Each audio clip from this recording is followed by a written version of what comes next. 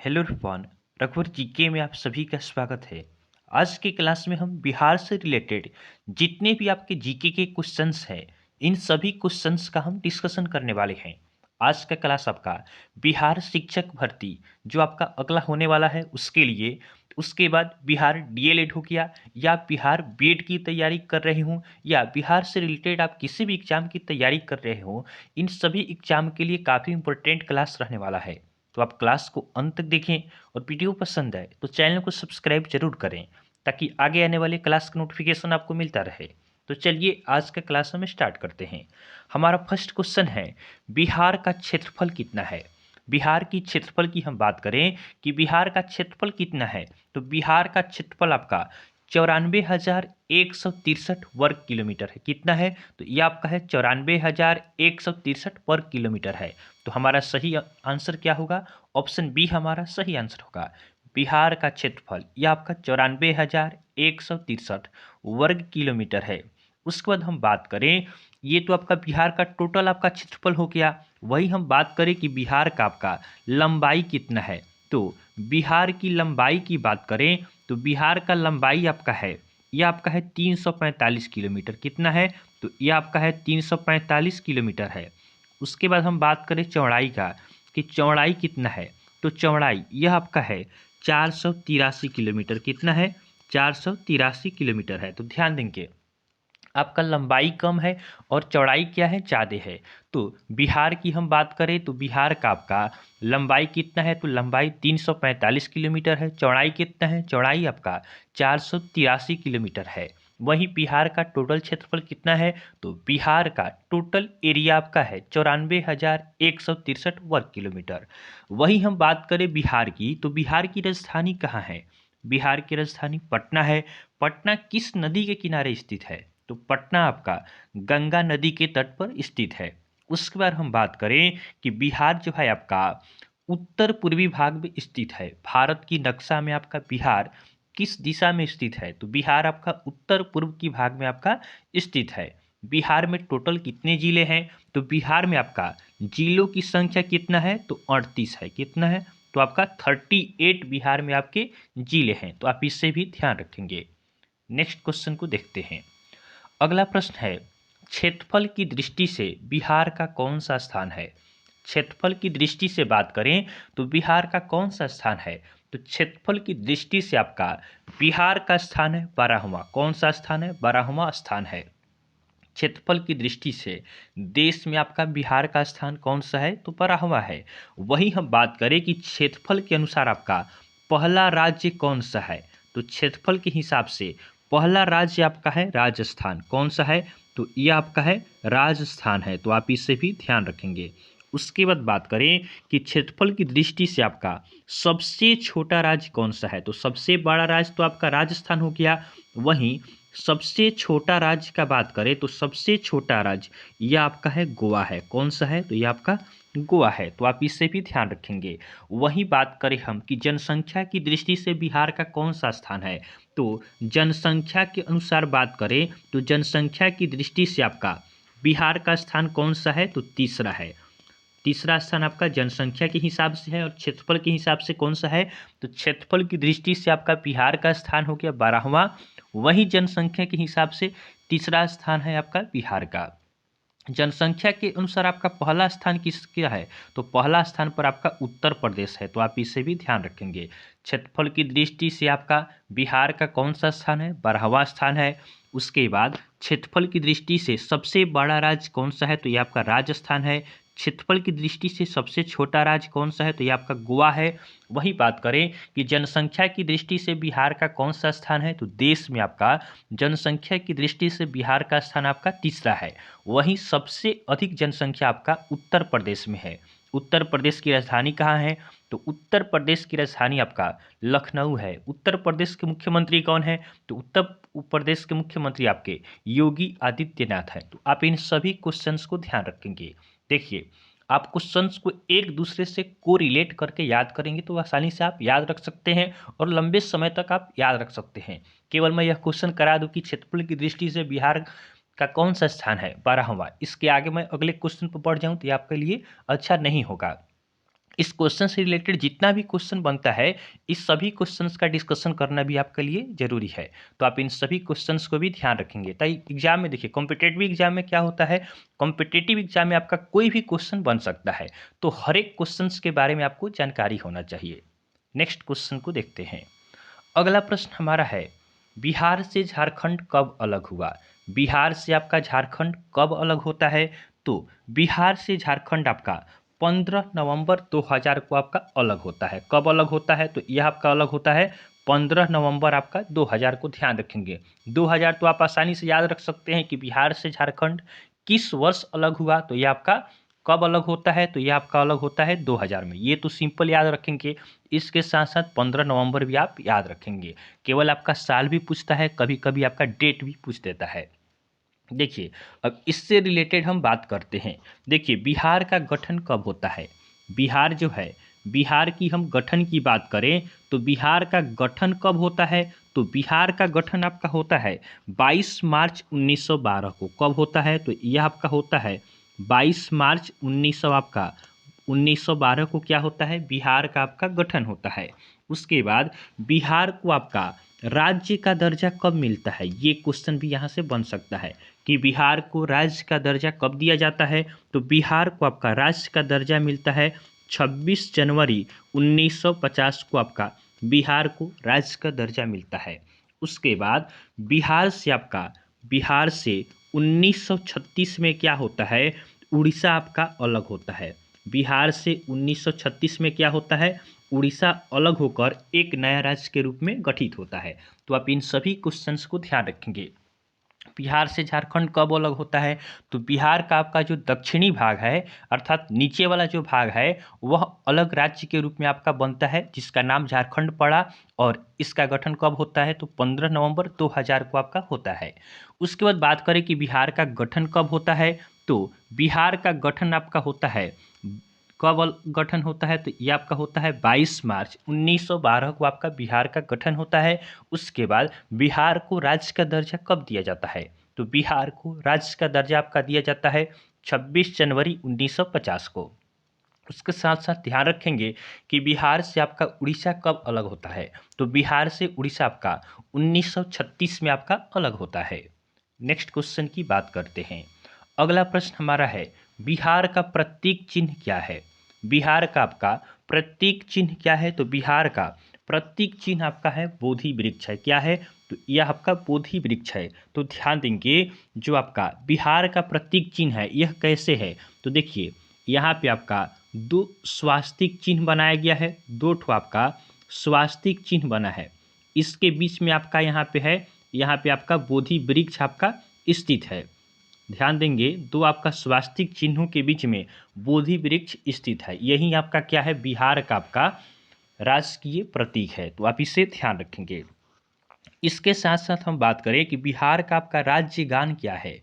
बिहार का राज्य गान पूछा जाए कि क्या है, तो यह आपका है मेरे भारत के कंठार। बिहार का राज्य गीत क्या है? तो यह आपका है मेरे भारत के कंठार। बिहार दिवस कब मनाया जाता है? तो बिहार दिवस की बात करें तो बिहार दिवस कब मनाया जाता है? तो यह आपका 22 मार्च को मनाया जाता है। और 22 मार्च को क्यों मनाया जाता है? तो ऊपर ही हमने देखा है कि 22 मार्च 1912 को बिहार का गठन होता है, इसीलिए 22 मार्च को बिहार का गठन हुआ था, इसलिए आपका 22 मार्च को बिहार दिवस मनाया जाता है।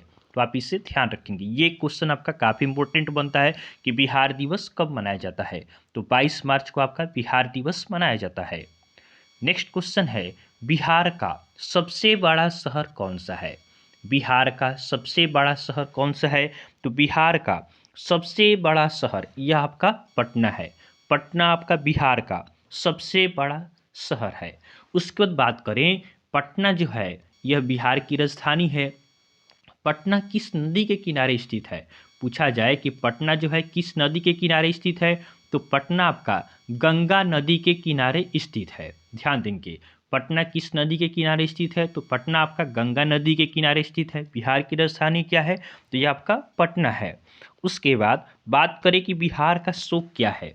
बिहार का आपका शोक क्या है? किस नदी के कारण आपका बिहार में सबसे ज़्यादा आपका बाढ़ का सामना किया जाता है? तो यह आपका है कोसी नदी। कौन सी नदी है? तो बिहार का शोक आपका है कोसी नदी को आपका कहा जाता है। उसके बाद बात करें कि बिहार में आपका राज्यसभा का सीट कितना है। बिहार में आपका राज्यसभा का सीट कितना है। उसके बाद बिहार में आपका लोकसभा का सीट कितना है। उसके बाद बिहार में आपका विधानसभा का सीट कितना है।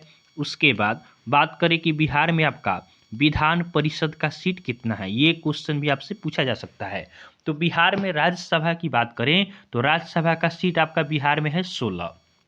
उसके बाद लोकसभा की बात करें तो लोकसभा में आपका सीट कितना है। तो बिहार में आपका लोकसभा का सीट कितना है तो 40 है। विधानसभा का सीट कितना है तो विधानसभा का सीट आपका है 243। उसके बाद बात करें कि बिहार में आपका विधान परिषद का कितना सीट है तो इसका सीट आपका 75 है। तो आप इसे भी ध्यान रखेंगे। और बिहार में आपकी द्विसदनीय आपकी व्यवस्था है। अर्थात द्विसदनीय व्यवस्था किसे कहा जाता है। तो जिसमें आपका विधानसभा और विधान परिषद दोनों होते हैं, उस राज्य को आपका द्विसदनीय व्यवस्था वाला राज्य कहा जाता है। तो आप इससे भी ध्यान रखेंगे और इन सभी क्वेश्चंस को आप ध्यान रखेंगे। नेक्स्ट क्वेश्चन को देखते हैं। अगला प्रश्न हमारा है बिहार का साक्षरता दर कितना है। बिहार का आपका साक्षरता दर कितना है। तो बिहार की साक्षरता दर यह आपका है 63.82%। कितना है तो 63.82% आपका है बिहार का साक्षरता दर। वहीं हम बात करें कि बिहार का लिंगानुपात कितना है। बिहार का आपका लिंगानुपात कितना है तो यह आपका है 927। आपका 927 आपका स्त्रियों पर 1000 आपका पुरुष की संख्या है। तो आप इसे भी ध्यान रखेंगे। ये आपका बिहार का लिंगानुपात हो गया। नेक्स्ट क्वेश्चन को देखते हैं।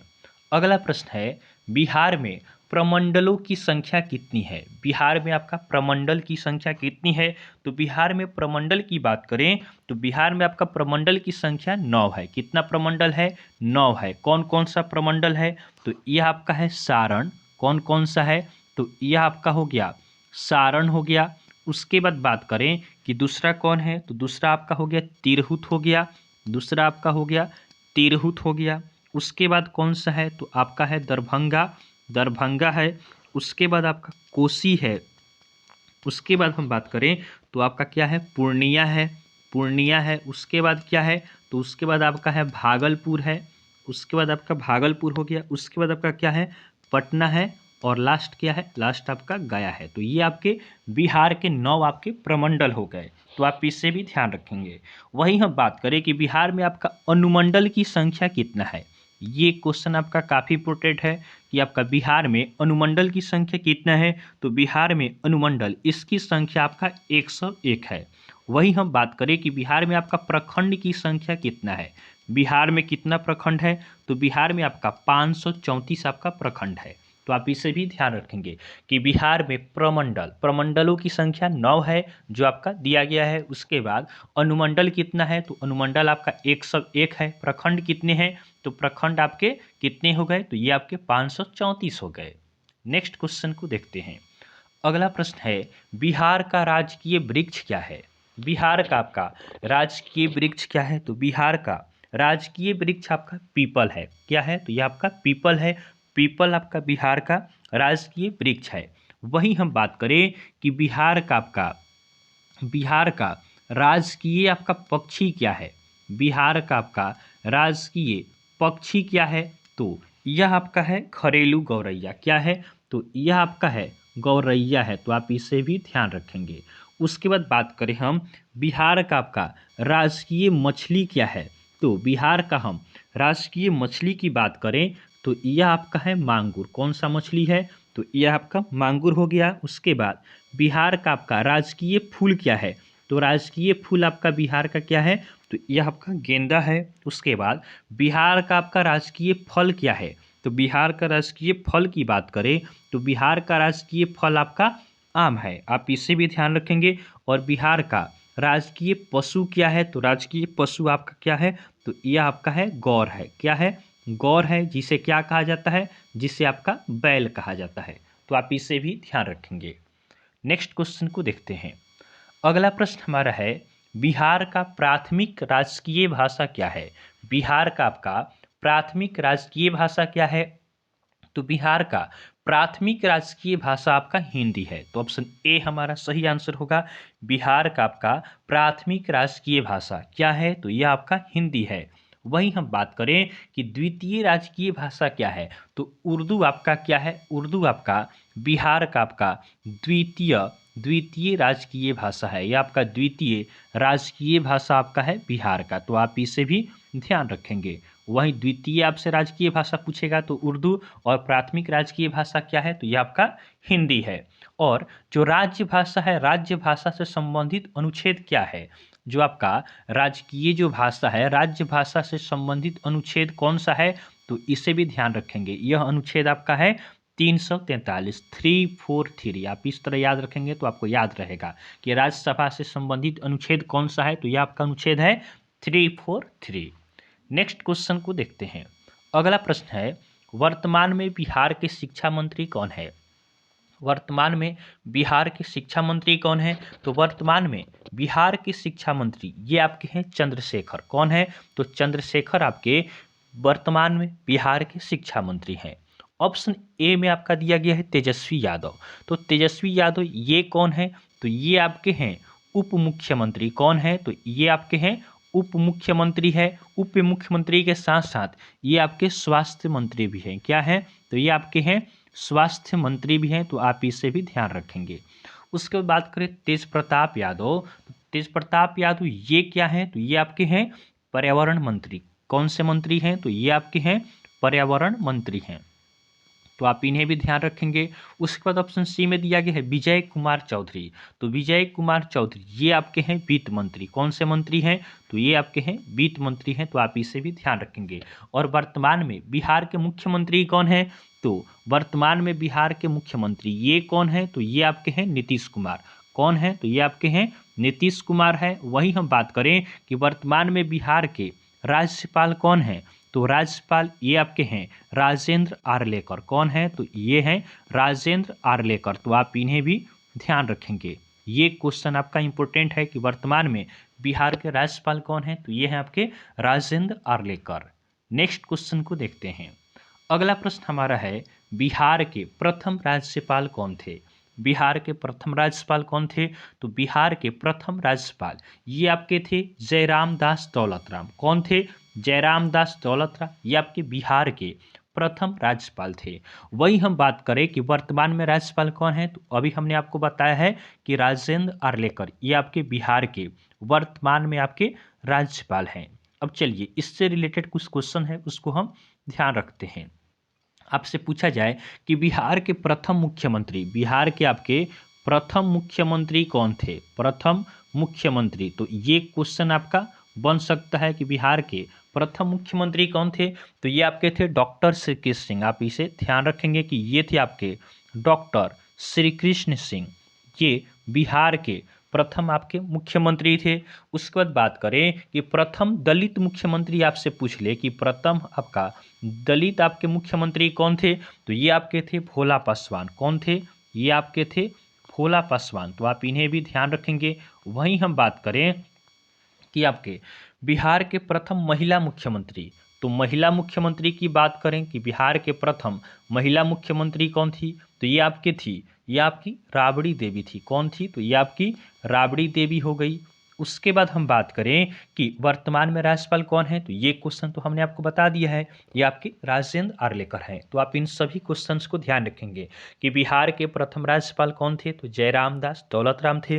वर्तमान में राज्यपाल कौन है, तो ये आपके हैं राजेंद्र आर्लेकर। प्रथम मुख्यमंत्री पूछ ले तो ये कौन थे, तो डॉक्टर श्री कृष्ण सिंह थे। प्रथम दलित मुख्यमंत्री कौन थे, तो ये आपके थे भोला पासवान। और प्रथम महिला मुख्यमंत्री कौन थी, तो ये आपकी थी राबड़ी देवी। नेक्स्ट क्वेश्चन को देखते हैं। अगला प्रश्न हमारा है, स्वतंत्रता पश्चात पटना उच्च न्यायालय के पहले भारतीय मुख्य न्यायाधीश कौन थे। स्वतंत्रता पश्चात पटना उच्च न्यायालय के पहले भारतीय आपका मुख्य न्यायाधीश ये कौन थे, तो इस प्रश्न का सही उत्तर होगा पंडित लक्ष्मीकांत झा। कौन थे, पंडित लक्ष्मीकांत झा थे। ऑप्शन ए हमारा सही आंसर होगा। वहीं हम बात करें कि आपका पटना उच्च न्यायालय की प्रथम आपका महिला मुख्य न्यायाधीश कौन थी, तो महिला पूछ ले तो ये आपकी थी सुश्री रेखा दोषी। कौन थी, तो महिला यहीं पे पूछ लेता तो ये आपकी क्या हो जाएगा, सुश्री रेखा तोषित, ये आपके पटना उच्च न्यायालय की पहली महिला मुख्य न्यायाधीश थी। तो आप इन दोनों क्वेश्चंस को ध्यान रखेंगे। नेक्स्ट क्वेश्चन को हम देखते हैं। अगला हमारा प्रश्न है, जनसंख्या की दृष्टि से बिहार का सबसे छोटा जिला कौन सा है। जनसंख्या की दृष्टि से बिहार का सबसे छोटा जिला कौन सा है। तो इस प्रश्न का सही उत्तर होगा ऑप्शन बी, शेखपुरा। शेखपुरा आपका जनसंख्या की दृष्टि से बिहार का सबसे छोटा जिला है। वही हम बात करें कि जनसंख्या की दृष्टि से आपका, जनसंख्या की दृष्टि से आपका सबसे बड़ा जिला कौन सा है। तो सबसे बड़ा जिला बताना है किसके अनुसार, तो जनसंख्या की दृष्टि से। तो जनसंख्या की दृष्टि से सबसे बड़ा जिला यह आपका क्या है, पटना है। तो आप इसे ध्यान रखेंगे। वहीं हम बात करते हैं क्षेत्रफल की दृष्टि से। तो क्षेत्रफल की दृष्टि से आपका सबसे बड़ा जिला कौन सा है। तो क्षेत्रफल की दृष्टि से सबसे बड़ा जिला यह आपका है पश्चिम चंपारण। कौन सा है, तो पश्चिम चंपारण आपका क्षेत्रफल की दृष्टि से सबसे बड़ा जिला है। वहीं हम बात करें कि क्षेत्रफल की दृष्टि से सबसे आपका छोटा जिला ये कौन सा है। तो क्षेत्रफल की दृष्टि से आपका सबसे छोटा जिला आपका है शिवहर। कौन सा जिला है, तो ये आपका शिवहर है। तो आप इसे भी ध्यान रखेंगे। वहीं आपसे अगर पूछ ले कि नवीनतम जिला कौन सा है, नवीनतम जिला अर्थात बिहार का आपका 38वां जिला कौन सा है, तो ये आपका है अरवल है। तो आप इसे भी ध्यान रखेंगे। अरवल है, यहाँ पे सबसे कम वर्षा होता है। यह क्या है, यहाँ पे सूखा ज़्यादा होता है। नेक्स्ट क्वेश्चन को देखते हैं। अगला प्रश्न हमारा है, बिहार का क्षेत्रफल देश के क्षेत्रफल का कितना प्रतिशत है। बिहार का क्षेत्रफल आपका देश के क्षेत्रफल का कितना प्रतिशत है, तो यह आपका है 2.86%। कितना है, 2.86% है। ऑप्शन ए हमारा सही आंसर होगा कि बिहार का क्षेत्रफल देश के क्षेत्रफल का 2.86% है। वहीं हम बात करें कि बिहार का आपका नवीनतम जिला कौन सा है, तो नवीनतम जिला अरवल हो गया। यहाँ पे क्या होता है, सबसे ज़्यादा सूखा होता है, वर्षा कम होता है। सबसे ज़्यादा वर्षा वाला जिला कौन सा है, तो सबसे ज़्यादा वर्षा वाला जिला पूछ ले तो यह आपका किशनगंज है। तो आप इससे भी ध्यान रखेंगे। नेक्स्ट क्वेश्चन है, गंगा नदी की लंबाई कितनी है। गंगा नदी जो है इसकी लंबाई कितनी है। तो गंगा नदी की आपका लंबाई की बात करें तो गंगा नदी की लंबाई आपका 25 किलोमीटर है। इस तरह आप याद रखेंगे तो आपको ज़्यादा समय तक याद रहेगा कि गंगा नदी की लंबाई कितना है। तो ये आपका है 2525 किलोमीटर अर्थात 2525 किलोमीटर है। वहीं हम बात करें कि बिहार में आपका गंगा नदी की लंबाई कितनी है। बिहार में आपका गंगा नदी की लंबाई कितना है, तो बिहार में आपका गंगा नदी की लंबाई यह आपका है 445 किलोमीटर। कितना है, तो 445। इस तरह याद रखेंगे तो आपको याद रहेगा।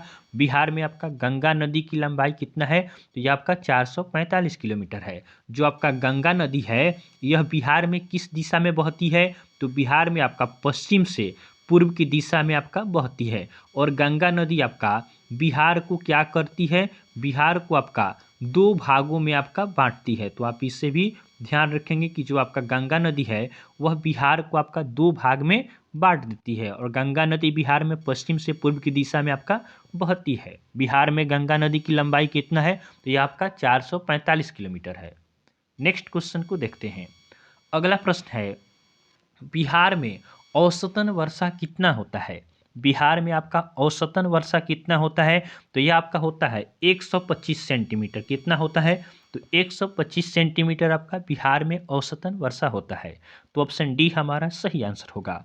वही हम पूछे आपसे कि बिहार में सबसे अधिक कौन सी मृदा पाई जाती है। तो बिहार में सबसे आपका अधिक मृदा पाई जाती है जलोढ़ मृदा। कौन सी मृदा पाई जाती है, तो जलोढ़ मिट्टी आपका बिहार में सबसे ज़्यादा पाई जाती है। बिहार के आपका लगभग 90% भागों पर आपका क्या है, जलोढ़ मृदा पाई जाती है।